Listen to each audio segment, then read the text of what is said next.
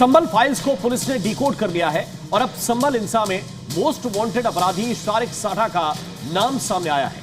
पता चला है कि संभल में बवाल के दौरान 4 लोगों की मौत का मास्टरमाइंड भी कोई और नहीं, शारिक साठा ही है। पुलिस ने अब बीएनएस की धारा 48 के तहत शारिक साठा को आरोपी बनाया है और शारिक को शिकंजे में लेने की प्लानिंग भी कर रही। तो क्या शारिक साठा को जल्दी दुबई से संभल लाया जा सकता है?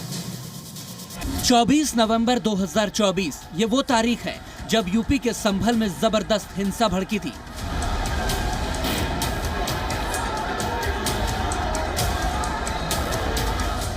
संभल की गलियों में जमकर पत्थरबाजी हुई और पुलिस को निशाना बनाया गया।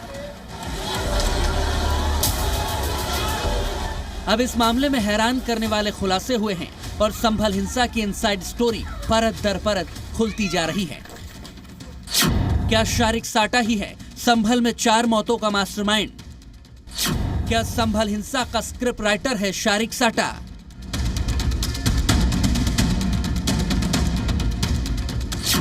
शारिक साठा पर आखिर कब कसेगा शिकंजा? शारिक साठा जिसने दुबई में बैठकर संभल हिंसा की स्क्रिप्ट लिखी, जिसने विदेश में बैठकर संभल में मर्डर को अंजाम दिया, संभल में बलवा कराया, लेकिन अब उस मास्टरमाइंड की उल्टी गिनती शुरू हो चुकी है, क्योंकि संभल पुलिस ने बीएनएस की धारा 48 के तहत विदेश में छिपे शारिक साठा को आरोपी बनाया है।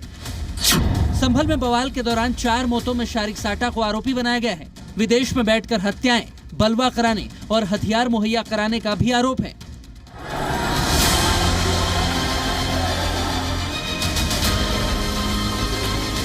दरअसल संभल पुलिस शारिक साठा के गुर्गे गुलाम और अफरोज को गिरफ्तार कर चुकी है। पुलिस ने जब संभल हिंसा को लेकर इनसे पूछताछ की, तब पता चला कि संभल हिंसा में जो हथियार मुहैया कराए गए थे, वो उसके पीछे शारिक साठा का ही हाथ है।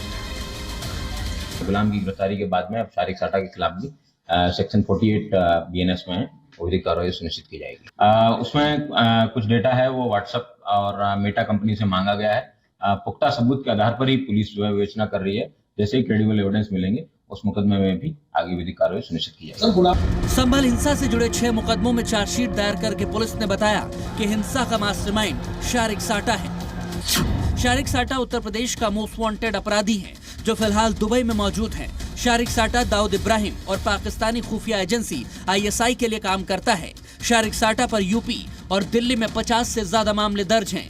फिलहाल शारिक दुबई में बैठकर अपना नेटवर्क चला रहा है।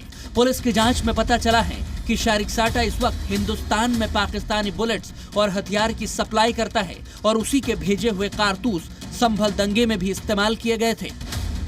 हालांकि संभल हिंसा की साजिश के एक तार को बेपर्दा करने के लिए शारिक का यूपी में प्रत्यर्पण जरूरी है।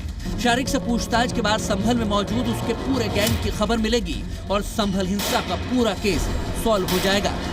मंसूबे थे और षड्यंत्रकारी धन आदि हथियार कहां से कैसे उपलब्ध कराए गए, हवाला से, क्रिप्टो करेंसी से, इसकी पूरी जानकारी तभी हो पाएगी जब शारिक साठा और मोहम्मद गुलाम इनकी आमने सामने बैठा करके कस्टोडियल इंटरोगेशन हो जाए। संभल हिंसा में अब तक 80 आरोपियों को पुलिस ने गिरफ्तार किया है। जो आरोपी अब तक फरार हैं, उनके पोस्टर लगाकर पुलिस लोगों से जानकारी मांग रही है। योगी फोर्स के रडार पर अब शारिक साठा है और शारिक साठा प्रत्यर्पण के जरिए यूपी पुलिस के हाथ लगता है तो मुमकिन है संभल का हर सच सामने आ जाएगा। ब्यूरो रिपोर्ट, जी मीडिया।